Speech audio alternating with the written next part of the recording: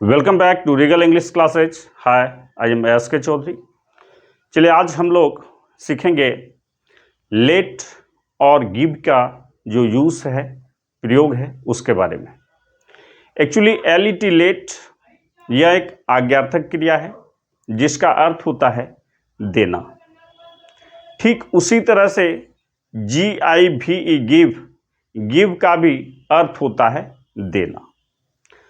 तो हम लोग जब इंपेरेटिव सेंटेंस बनाते हैं तो सबसे पहले क्या करते हैं, वर्ब को लिखते हैं। इसका मतलब है कि सबसे पहले हम लेट लिखेंगे और सबसे पहले हम गिव लिखेंगे।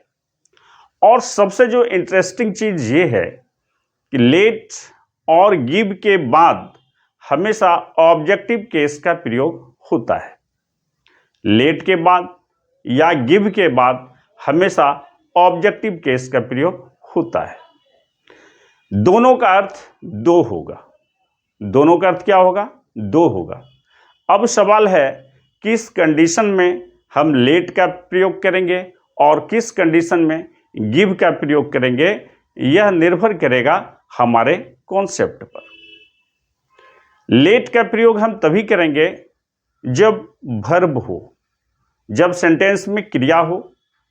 वहीं यदि नाउन हो, किसी संज्ञा का जिक्र हो, संज्ञा का वर्णन हो, उस कंडीशन में हम गिव का प्रयोग करते हैं। तो कॉन्सेप्ट यही हमें दिमाग में रखना है, मन मस्तिष्क में बना के रखना है कि लेट के बाद या गिव के बाद हमेशा ऑब्जेक्टिव केस का प्रयोग होता है। लेकिन लेट का प्रयोग किस कंडीशन में होगा? यदि वर्ब होगा तो लेट का प्रयोग होगा और यदि नाउन होगा तो गिव का प्रयोग होगा। जैसा कि आप देख सक रहे हैं, लेट, LET लेट और GIVE गिव दोनों का अर्थ दो होगा। दो का मतलब एक दो तीन वाला दो नहीं, देना। मुझे नाचने दो, मुझे पढ़ने दो, मुझे किताब दो, मुझे कलम दो, ये देना। और इंपेरेटिव सेंटेंस की हिंदी ही ऐसी होती है। तो लेट और गिव दोनों का अर्थ होता है देना। लेट के बाद ऑब्जेक्टिव केस का प्रयोग करेंगे और इसके बाद हमेशा V1 का प्रयोग करेंगे। अदरवर्ड यदि सेंटेंस में होगा तो अदरवर्ड लगाएंगे। वहीं गिव का जब प्रयोग करेंगे इसके साथ भी ऑब्जेक्टिव केस का प्रयोग होगा। लेकिन गिव का प्रयोग तब करेंगे हम लोग सेंटेंस में वर्ब के जगह पे नाउन का प्रयोग हो। यदि वर्ब का प्रयोग होगा तो लेट का प्रयोग करेंगे, नाउन का प्रयोग होगा तो गिव का प्रयोग करेंगे हम लोग। कुछ एग्जांपल्स हैं, इस एग्जांपल्स को हम लोग बनाते हैं और इसके आधार पे जो कॉन्सेप्ट है हमारा क्लियर होते चला जाएगा। मुझे पढ़ाने दो, पहला सेंटेंस है मुझे पढ़ाने दो। तो पढ़ाना क्या है? वर्ब है। तो वर्ब में क्या लगेगा? लेट। वर्ब में क्या लगेगा? लेट। इसलिए क्या लिखेंगे पहले? लेट। लेट। इसके बाद ऑब्जेक्टिव केस मुझे क्या लिखेंगे? मी। इसके बाद क्या देंगे? V1। तो पढ़ाना की अंग्रेजी क्या होती है? टीच। क्या हो जाएगा? Let me teach. मुझे पढ़ाने दो, let me teach. Next sentence, उसे टहलने दो। उसे टहलने दो। ये टहलना ये भी वर्ब है। जिस हिंदी वाक्य के अंत में ना लगा हो वह क्रिया होता है। तो उसे टहलने दो, टहलना क्या है? क्रिया है। और क्रिया जिसमें वर्ब हो उसमें क्या लगेगा? लेट। तो क्या लिखेंगे इसमें? लेट। इसके बाद क्या देंगे? Objective case. उसे का हिम लिख सकते हैं या हर लिख सकते हैं। इसके बाद V1, वर्ब क्या है? टहलना, वॉक। लेट हिम वॉक या let her walk. Next sentence, मुझे एक कलम दो। इसमें भी दो का यूज है, लेकिन देखना है कि वर्ब का प्रयोग हुआ है या फिर नाउन का प्रयोग हुआ है। तो मुझे एक कलम दो, यह जो कलम है यह क्या है? नाउन है। कलम क्या है? नाउन है।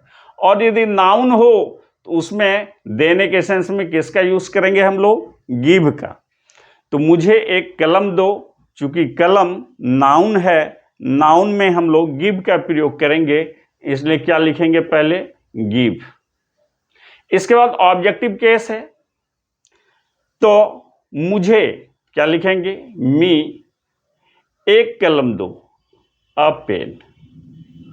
Give objective case plus noun, और हम लोग जानते हैं नाउन से पहले ए और एन का प्रयोग होता है। गिव मी अ पेन, मुझे एक कलम दो, give me a pen.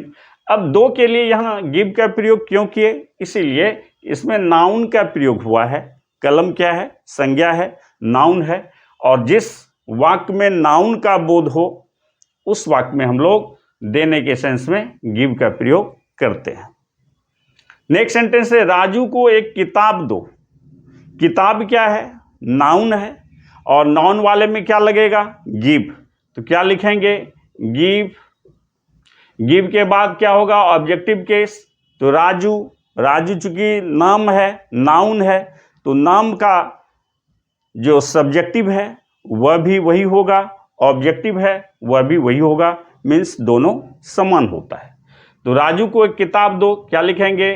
Give Raju a book. Give Raju a book, Raju को एक किताब दो। उन्हें खाने दो, उन्हें खाने दो। तो खाना ये क्या है? वर्ब है, निश्चित तौर पे वर्ब वाले में क्या लगेगा? लेट। अब उन्हें, उन्हें के लिए लेट के बाद ऑब्जेक्टिव केस, उन्हें का क्या दे देंगे? देम। लेट देम, इसके बाद वर्ब, लेट देम ईट। लेट देम ईट, उन्हें खाने दो। बच्चों को खेलने दो, खेलना क्या है? यह भी वर्ब है, तो वर्ब वाले में क्या लगाएंगे? Let the children play. Let the children play. उसे कुछ रुपये दो। रुपया क्या है? ये नाउन है, नाउन वाले में क्या लगेगा? गिव। तो क्या लिखेंगे? गिव। उसे क्या लिखेंगे? हिम या हर। गिव हिम कुछ रुपये, some money. Give him some money. Rahul को नाचने दो। नाचना क्या है? वर्ब है, क्रिया है, वर्ब वाले में क्या लगेगा? लेट। क्या लिखेंगे? लेट राहुल, भी बन देंगे, इसके बाद नाचना का अंग्रेजी dance. Let Rahul dance, Rahul को नाचने दो। नेक्स्ट सेंटेंस, रेखा को एक कलाई घड़ी दो। कलाई घड़ी रिस्ट वॉच को कहते हैं। तो कलाई घड़ी क्या है? नाउन है, और नाउन वाले में किसका प्रयोग होता है? गिव का। क्या लिखेंगे? गिव रेखा अ रिस्ट वॉच। गिव रेखा अ रिस्ट वॉच। नेक्स्ट सेंटेंस, उसे अध्ययन करने दो। अध्ययन करना वर्ब है, इसलिए यहां क्या लगेगा? लेट। लेट हिम या हर स्टडी। लेट हिम स्टडी, उसे अध्ययन करने दो। इस तरह से लेट का और गिव का हम लोग प्रयोग करते हैं। लेट का प्रयोग वर्ब के साथ करेंगे, गिव का प्रयोग नाउन के साथ करेंगे, और जो सबसे इंटरेस्टिंग चीज़ है वो ये कि लेट के बाद भी ऑब्जेक्टिव केस का प्रयोग होगा, ठीक गिव के बाद भी ऑब्जेक्टिव केस का ही प्रयोग होता है। अब हम लोग देखते हैं इसका नेगेटिव सेंटेंस किस तरह से हम लोग बनाते हैं। इस तरह से हम लोग अब नेगेटिव स्टेटमेंट इस लेट और गिव के द्वारा बनाने का प्रयास करेंगे। जैसा कि हम लोग जानते हैं, इंपेरेटिव सेंटेंस का जो नेगेटिव स्टेटमेंट बनता है उसमें क्या लगाते हैं हम लोग? डोंट। सबसे पहले क्या लगाते हैं? डोंट। तो पहले क्या लगाएंगे? Don't plus late plus objective case plus V1 plus other word. उसी तरह से गिव वाले में सबसे पहले डोंट लिखेंगे, फिर don't plus give plus objective case plus noun या अदर वर्ड का प्रयोग हम लोग करते हैं।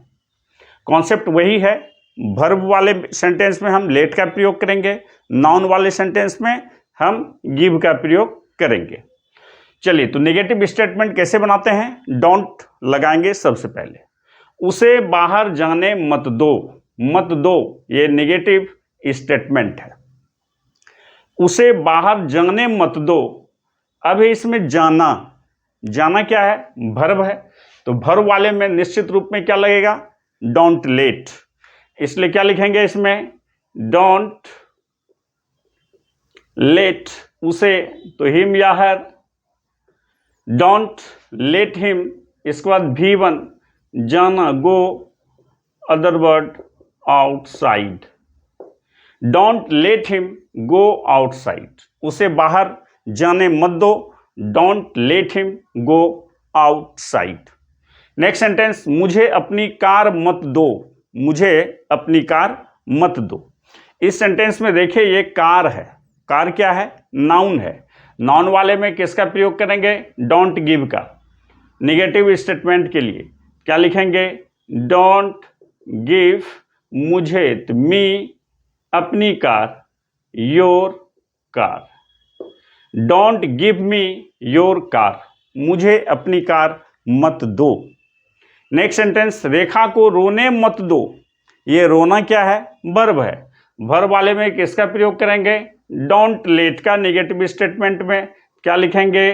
डोंट, इसका क्या है? लेट। इसके बाद डोंट लेट, इसके बाद ऑब्जेक्टिव केस रेखा है तो रेखा ही होगा। Don't let Rekha weep, don't let Rekha weep, Rekha को रोने मत दो। नेक्स्ट सेंटेंस, उन्हें कमीज मत दो। कमीज क्या है? नाउन है। नाउन के साथ किसका प्रयोग करते हैं हम लोग? गिव का। नेगेटिव स्टेटमेंट में क्या होगा? डोंट गिव उन्हें, क्या लिखेंगे? Them shirts. Don't give them shirts, उन्हें कमीज मत दो।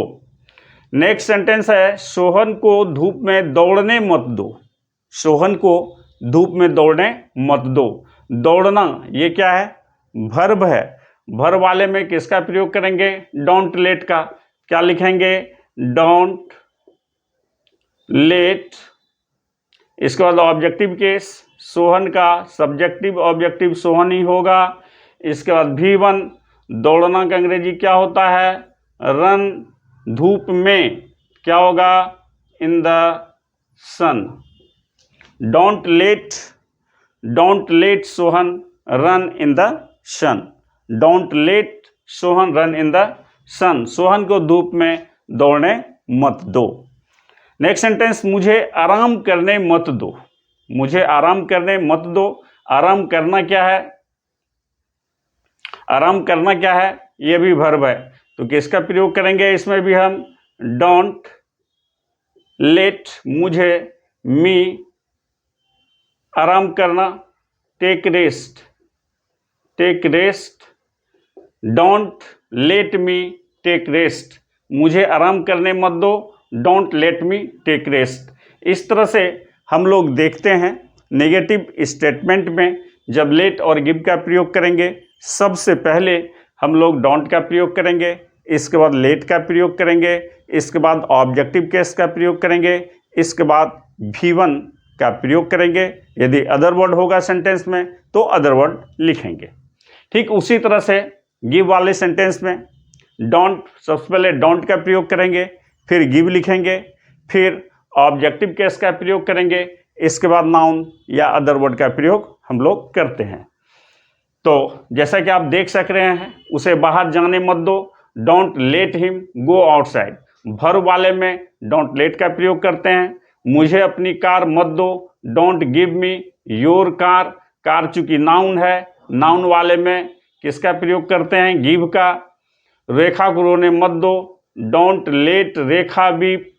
वीप क्या है? वर्ब है। वर्ब वाले में किसका यूज कर रहे हैं हम लोग? लेट का। उन्हें कमीज मत दो। Don't give them shirts. Shirts क्या है? नाउन है। नाउन वाले में किसका प्रयोग करते हैं? गिव का। इस तरह से हम यही देखते हैं कि जिस सेंटेंस में वर्ब का प्रयोग हुआ हो उसमें हम लेट का प्रयोग करेंगे, जिस सेंटेंस में नाउन का प्रयोग हुआ हो उसमें हम लोग गिव का प्रयोग करेंगे। और जो सबसे इंटरेस्टिंग चीज़ है कि लेट के बाद, गिव के बाद हमेशा ऑब्जेक्टिव केस का प्रयोग होता है। लेट के साथ जहां ऑब्जेक्टिव केस के बाद V1 का प्रयोग होता है, वहीं गिव के साथ ऑब्जेक्टिव केस के बाद हमेशा नाउन का प्रयोग होता है। इस कॉन्सेप्ट के आधार पे सैकड़ों सेंटेंस आप बना सकते हैं, लिख सकते हैं और डेली लाइफ में इसका इस्तेमाल भी कर सकते हैं। थैंक्स।